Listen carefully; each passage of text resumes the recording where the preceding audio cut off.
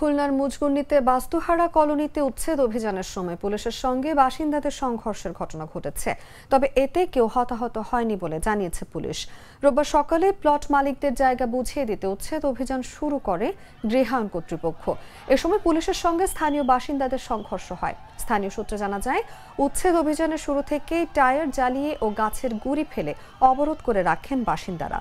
সকাল 10টার পর পুলিশ লাঠিচার্জ শুরু করলে সংঘর্ষ শুরু হয়।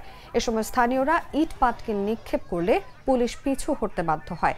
পরে পুলিশ টিয়ারশেল নিক্ষেপ করে। এ সময় উচ্ছেদ অভিযানে যাওয়া বুলডোজার ভেঙে দেয়া হয়। খুলনা মেট্রোপলিটন পুলিশের অতিরিক্ত পুলিশ কমিশনার রাশিদুল ইসলাম বলেন, সংঘর্ষের ঘটনার পর গৃহায়ণ কর্তৃপক্ষ উচ্ছেদ অভিযান স্থগিত করেছে। পুলিশ বাস্তুহারা স্থান থেকে সরে গেছে। বর্তমানে অবস্থা স্থিতিশীল রয়েছে।